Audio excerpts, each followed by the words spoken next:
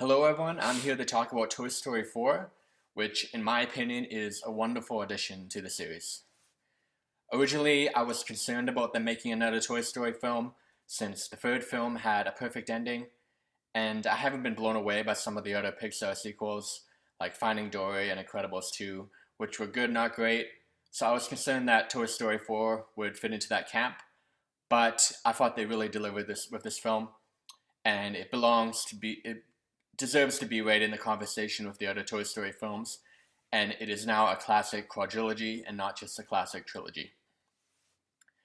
This might be the funniest Toy Story film and one of the funniest Pixar films. They really nail some of the new additions. Tony Hale as Forky, Keanu Reeves as Duke Kaboom, Key and Peele as Duck and Bunny, and Carl Weathers as Combat Carl. All of them had hilarious moments and at different points stole the movie. For Forky, I did love the first act with him and Woody.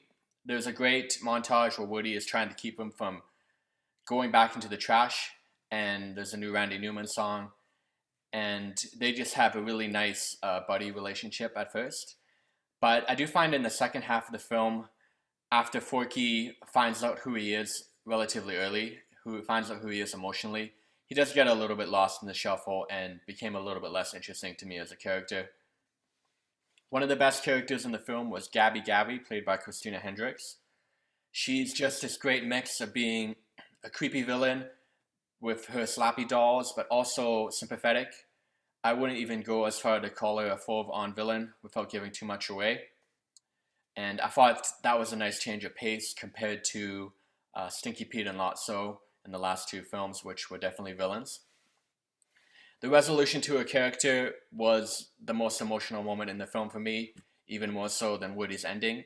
And I would go as far to say it was one of the most emotional moments in the series to me, other than the ending of Toy Story 3. I really liked what Pixar did visually in this movie. I felt like there was lots of long sequences of toys moving around. They had to go from the antique store to the carnival, and they drove around in Bo Peep's skunk. And they really used the outdoor setting really well in addition to the indoor setting in the antique store.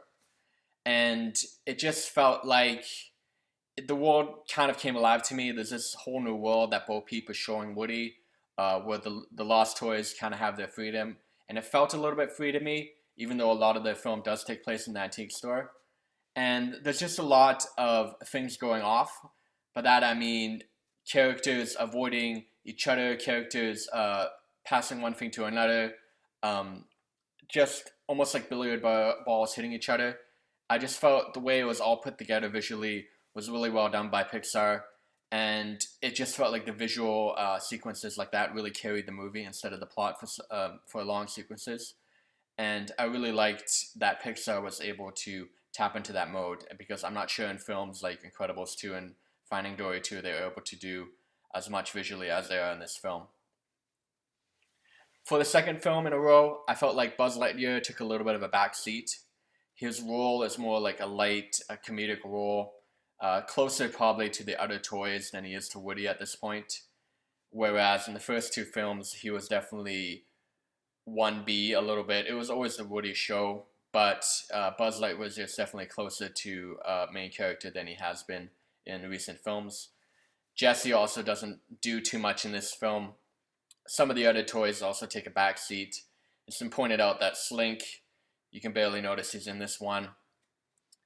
Part of the decline of Slink's role is that Jim Varney died after the second Toy Story film. They did replace his voice for the third film, but I could see that if he was still alive, I could see Slink having more time to shine in these films than he does. Going forward, if they make a Toy Story 5, I would like to see, I think it would be cool if Buzz and Woody's roles were switched a little bit, where maybe Buzz became the protagonist for a film, or had the emotional arc, and Woody kind of became the wacky supporting character. Because at this point, I think Woody's emotional arc is mostly played out. I think it had a nice ending in this film, but I'm not sure how much further you need to take him, as great a character as he is. So I would like to see Buzz take the lead, maybe, considering the backseat he has in the last few films. Or they can make Jessie the protagonist, but those are probably the two best candidates to take a lead role in the next film. Since I doubt Woody won't be in the next film because it's too important business wise for to market Woody in Toy Story. But it would be a nicer change if he had more of a supporting role rather than really dominating the film emotionally like he does in this one. Overall, I'm really happy with Toy Story 4. I thought it was funny. I thought it was emotional, and I think all four Toy Story films are classic animations, and I felt Pixar they really had their fastball this time. It's the flagship franchise, and they really delivered. And I think it's one of the best films since the third Toy Story film.